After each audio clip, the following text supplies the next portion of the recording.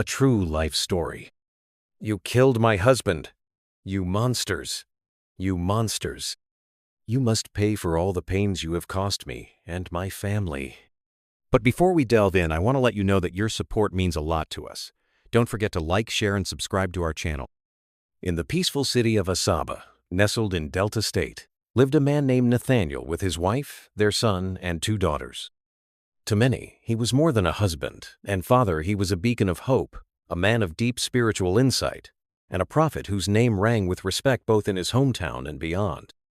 Known as Prophet Nathaniel, he was revered not just for his accurate prophecies, but also for his generosity, compassion, and unshakable faith in God. Before he began his spiritual journey as a prophet, Nathaniel owned a thriving production company that employed 76 workers, all foreigners. His business acumen brought him wealth and influence, but even in those days of financial abundance, he never let greed consume him. He had seen and touched wealth, yet his heart remained pure, never tainted by evil or deceit. His kindness extended far beyond his home. He donated to charity organizations and constantly supported the less privileged. He was, above all, a giver, and his community loved him deeply for it. Nathaniel's ministry, which started in a modest space, quickly grew. People from far and near came to him for prayers and deliverance. One faithful morning, just as he was preparing to head to church for counseling, there was a knock on his door. A grieving couple stood there with a lifeless child in their arms. Without hesitation, Prophet Nathaniel led them into his prayer room. The air was thick with sorrow, but his heart was filled with unshakable faith. He prayed fervently, offering intense sacrifices of praise and intercession. Miraculously, the child stirred and came back to life. Word spread fast, and the miracle brought more souls seeking divine intervention to his ministry.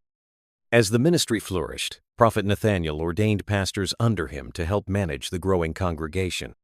Among them was Pastor Kingsley, a devoted and promising young man with a heart for God and a deep admiration for his spiritual father. One morning, Nathaniel received repeated calls from an unknown number, but his spirit warned him not to pick up. Hours later, he returned the call and learned that another ministry was inviting him to speak at their program. He requested time to pray over it, as was his custom. During his prayers, he received a revelation. The invitation was a trap designed by dark-hearted men seeking to sacrifice a strong man of God. Following divine instruction, Prophet Nathaniel declined the invitation. His refusal thwarted the evil plan, leaving the conspirators desperate. They needed a replacement and quickly turned to Pastor Kingsley. Unaware of their true intentions, Kingsley agreed to attend their program. When he mentioned the invitation to his wife, she felt uneasy and urged him to consult Prophet Nathaniel. But in the rush of events, he forgot. On the appointed day, Pastor Kingsley arrived at the church. Everything looked pristine. The pulpit shone with brilliance. The atmosphere was well staged, but something wasn't right. The supposed church had no members in attendance, only the hosting pastors. They asked Kingsley to test the microphone and stand on the pulpit. As soon as he stepped forward, the ground beneath him gave way. A pit, dug beneath the altar and hidden beneath a fine carpet, swallowed him whole. By the time he hit the bottom, it was too late. Pastor Kingsley had been murdered in cold blood. At home, his wife waited, anxious and increasingly worried. She called his phone repeatedly, but there was no answer. Then she remembered the name and address of the church he had sent to her on WhatsApp. Desperate and trembling, she called Prophet Nathaniel and explained everything. Without wasting a second, Prophet Nathaniel rushed to her home and took her with him to the church. When they arrived, they found the 4 pastors sitting together in a supposed meeting. Prophet Nathaniel, already armed with divine insight, asked them calmly, "Where is the man you invited here yesterday?" They all denied knowledge of Kingsley's whereabouts, claiming he had left after the service. Nathaniel held back the truth for now. He took Kingsley's wife home, consoled her, and immediately involved the police. The next day, accompanied by a team of officers and a trained security dog, they stormed the premises again. As they entered the sanctuary, the pastors were still trying to hold their deceit together. But the dog sniffed its way to the altar and began barking furiously. The officers ordered the pastors to be arrested.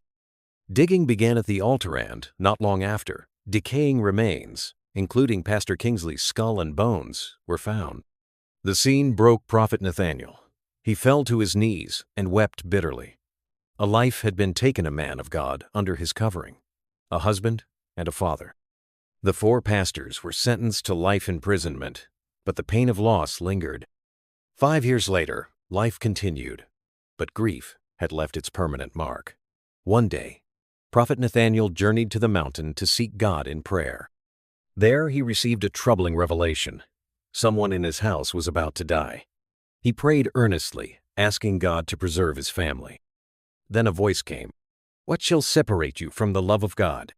With confidence he responded, "Nothing shall separate me from the love of God." The voice asked again. His answer remained the same. Returning home, he shared the vision with his congregation and urged them to pray for his family. But despite the prayers, the message kept coming. One day, while still in the midst of fasting and seeking clarity, his phone rang. It was his wife, her voice hysterical and broken. "Our only son is dead." The words pierced his soul. The boy had collapsed at school while playing football. Rushed to the hospital, he was declared dead on arrival. Nathaniel's world spun. His wife clutched him, sobbing and begging, "Raise him, Nathaniel. You've raised 9 dead people before. You must raise our son." But deep within, Nathaniel knew. He returned to his altar to pray, hoping for a miracle. But as soon as he closed his eyes, the voice returned, "You can't raise him. This is the test of your faith. Didn't you say you could give up anything, even your life, for your members to be blessed?" Nathaniel's heart shattered. His only songbone as a sacrifice. The prophet whispered through trembling lips, "So my son died, just so others may live?" Unable to stand his wife's cries, he stepped outside. Sitting in his car, overwhelmed by grief, he saw his son's spirit appear beside him, calm, peaceful, smiling. "Daddy," the boy said, "I died so that you may live. I took the shame they planned for you. I was the covenant. Keep doing God's work. Take care of Mom and my sisters. We'll meet again." He waved and vanished. People around saw Prophet Nathaniel waving at what looked like thin air. Some thought grief had driven him to madness, but he knew what he had seen. He buried his son in a solemn, quiet ceremony. 4 weeks later, another dead child was brought to him. The parents were shattered. It was their only son. With a heavy heart, Prophet Nathaniel approached the altar. He prayed, offered sacrifices, and once again, God moved. The child came back to life. The people rejoiced. The ministry lived on. And though the prophet had scars too deep for words, his faith stood unbroken. But just when the dust began to settle, it seemed like the storm was over. One night, around 2:00 a.m., Prophet Nathaniel woke up suddenly, drenched in sweat. A strange breeze swept through his room, even though all the windows were shut. He felt a presence, but not of evil, rather. It was divine. He heard a whisper, soft but clear. "The covenant has not been completed." Startled, he knelt down to pray. He asked God what the message meant. That night, he was taken in a deep vision. In the vision, he saw a golden gate, guarded by angels, and on the other side, his son, glowing with peace, standing next to an old man in white robes. The old man turned and said, "A sacrifice is not truly complete until it births a purpose greater than the pain." Prophet Nathaniel woke up shaken. That week, a deep burden fell upon his heart to build something in memory of his Sona Foundation that would give scholarships to orphans, medical aid to the poor, and food to the hungry. He named it Daniel's Light. As soon as he launched it, miracles in his ministry doubled. People were healed before he touched them. Blind eyes opened. The lame walked. Even those who mocked him before returned to apologize and submit under his teachings. But then came the unexpected twist. One of the 4 pastors that were jailed for Pastor Kingsley's death escaped prison during a transfer. And he was looking for revenge. He began to disguise himself as a changed man, going from church to church in the city, pretending to have repented. Eventually, he started spreading rumors that Prophet Nathaniel used his son as a sacrifice for power. The lies spread fast like wildfire. Some people began doubting Nathaniel's innocence. Others left his church. His once crowded services began to look empty. But Nathaniel never stopped preaching. He said to his remaining members, "Even if the whole world doubts me, I will still do God's work.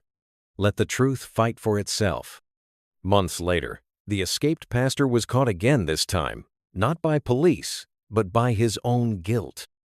He walked into the Foundation Center one evening during an outreach and saw the portrait of Prophet Nathaniel's son on the wall. It broke him. He fell to his knees, screaming, "I'm sorry. He's innocent. I lied. I lied to everyone." The video of his confession went viral. The media picked it up. The entire city saw it. People returned to the ministry, this time in multitudes. Prophet Nathaniel didn't gloat. He simply said, "God fights better than any man ever could." Prophet Nathaniel stood before his congregation one Sunday, looked up at the sky, and said, "God took what I valued most, but He used it to give me more than I ever imagined. My son is not gone. His light lives through every soul we save." And the church roared in one voice, "Amen." As Nathaniel stood alone in his study, staring out at the sprawling land beyond, something shifted within him. The vast emptiness that had once consumed him with grief now felt different. It wasn't the same sharp, overwhelming pain that had nearly brought him to his knees in the days following his son's death. No, this was something deeper, something that transcended his sorrow. The silence of the room pressed against him, urging him to think, to reflect on everything that had led him to this moment. He could still hear the echoes of his wife's voice, her words filled with pain and pleading, asking him to bring their son back. He could still see the image of Miriam's tear-streaked face as she had fallen to her knees, overwhelmed with grief. But as he looked out the window now, he felt an unusual calm, almost a sense of clarity. His son, though gone, had fulfilled his purpose.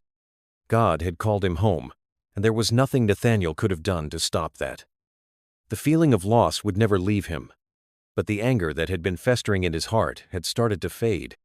He thought back to the many miracles he had witnessed, people he had healed, lives he had touched, and the power of God that had flowed through him. He had raised the dead before, healed the sick, and spoken the truth of the Almighty to those in need. But this was different. The loss of his son had shaken him to his core in a way that no healing or miracle could undo. And yet, through it all, God had spoken to him. "You will rise above this." The words echoed in his mind, carrying with them a profound sense of purpose. Nathaniel closed his eyes, taking a deep breath. His journey had never been easy. His faith had been tested time and again, but each trial had strengthened him. The loss of his son was another trial, another test of his faith, and he would face it as he had faced all the others. But there was something else that lingered, something he hadn't fully grasped until now. His son's death had revealed a deeper truth about the path he had walked. There was a calling greater than his own pain, a ministry that demanded more than his personal grief. The days that followed felt like a slow climb back to himself. Nathaniel continued his work, preaching to his people, offering them the comfort and guidance that only a prophet could provide. His words, though spoken with a heart heavy with sorrow, were filled with the wisdom of experience. The people still came to him, seeking his counsel, desperate for the peace that only the Almighty could bring. And though Nathaniel's heart remained broken, he knew that his ministry was not finished. One morning, as he stood before the congregation in the temple, speaking of faith and resilience, something extraordinary happened. A man who had been crippled for many years, unable to walk or move without pain, stood at the back of the room, his eyes fixed on Nathaniel.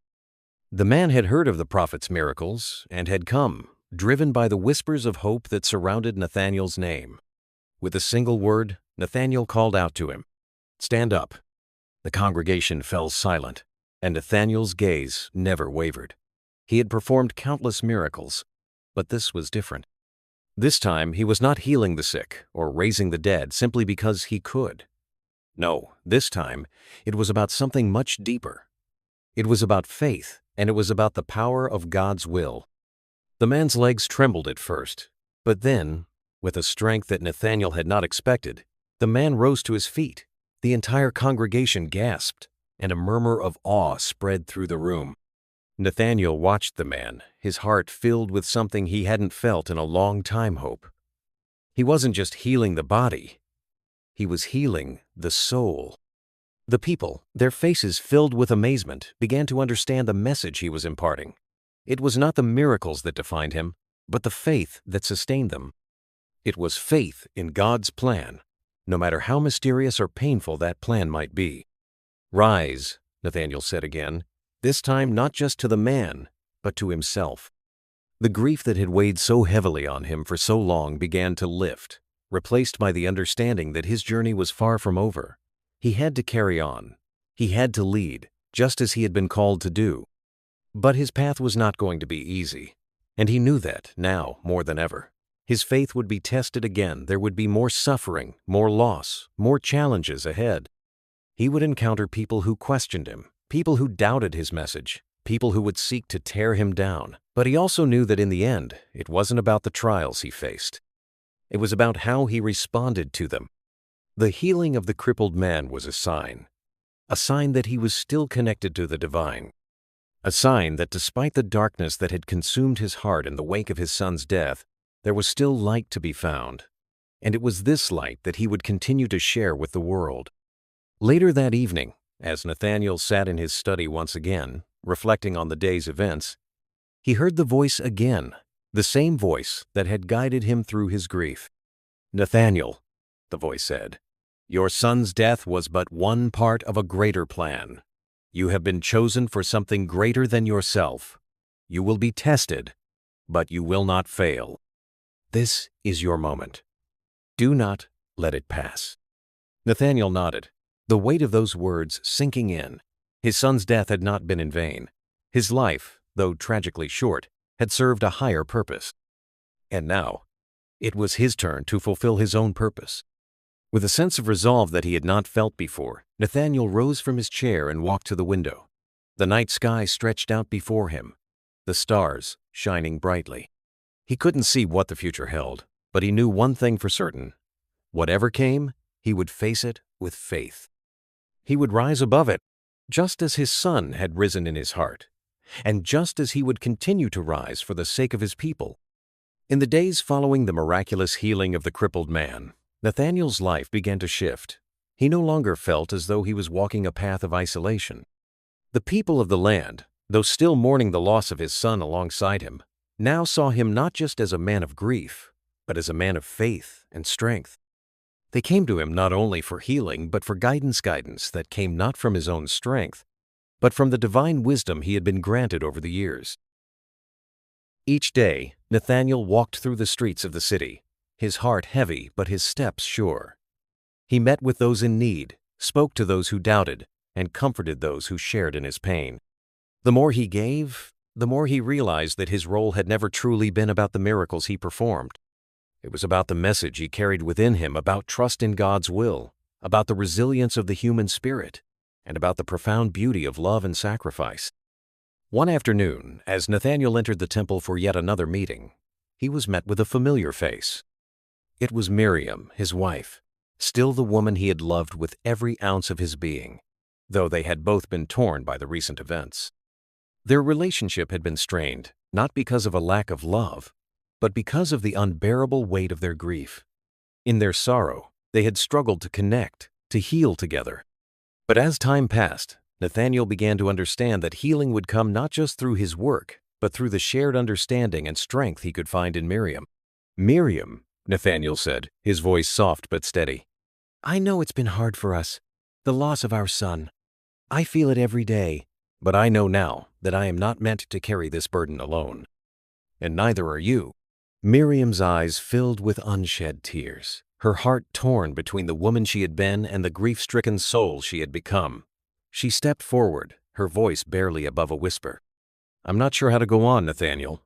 Every day, I feel as though I'm drowning in the pain of his absence." Nathaniel reached out and gently took her hand, offering her the kind of strength he knew she needed, even though he still felt his own heart breaking. "We can't change the past, Miriam. But we can choose to honor our son's memory by living our lives with the same faith and hope that he would have wanted for us. We are stronger together." Let us find healing in each other's presence, just as we've always done." Miriam looked up at him, her expression filled with both sorrow and gratitude. "I don't know if I'm ready, Nathaniel," she confessed. "But I want to try. For him. For us." Nathaniel nodded, a sense of deep understanding washing over him. They would walk this path together, one step at a time, learning to find joy in the little things again, learning to rebuild their lives amidst the pain. It wouldn't be easy, but it would be worth it. The healing would take time, but it would come as long as they remained open to it, open to the love that still bound them.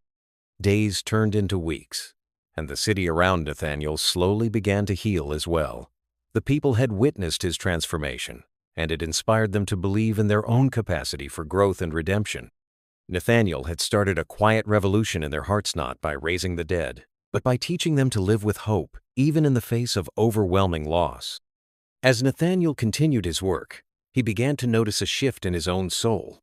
He had once thought that his purpose on earth was to be a man of miracles, someone who could perform the impossible. But now, he understood that his true calling was to be a man of faith, a beacon of light in a world darkened by fear, doubt, and pain. Miracles were not always about grand gestures.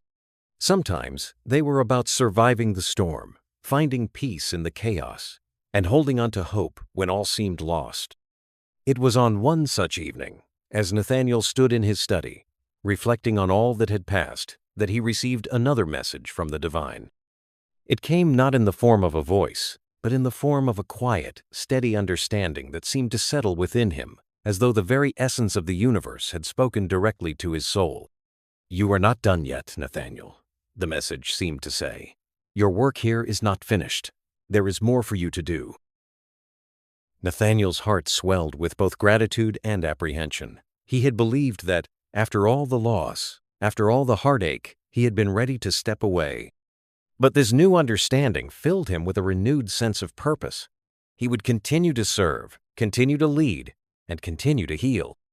But more than that, he would teach others the most important lesson he had learned, that in every moment, no matter how difficult, there was always the opportunity to rise again. As he knelt beside his son's grave that night, the same place where he had buried his heart, Nathaniel felt a shift deep within his spirit. His son's life had been short, but his impact had been profound. And in the moments of silence, Nathaniel could almost hear his son's voice, not in sorrow, but in peace. "Dad," the voice whispered, "you've done enough. Now it's time to heal." With those words, Nathaniel stood, his heart a little lighter, his purpose a little clearer. He wasn't just raising others from the dead, he was helping them find life in the darkest places. And with that, he knew his journey was far from over. There would be more suffering, yes, but there would also be more love, more faith, and more moments of miraculous grace. And in each of those moments, Nathaniel would rise again, for his son, for his people, and for himself. The end?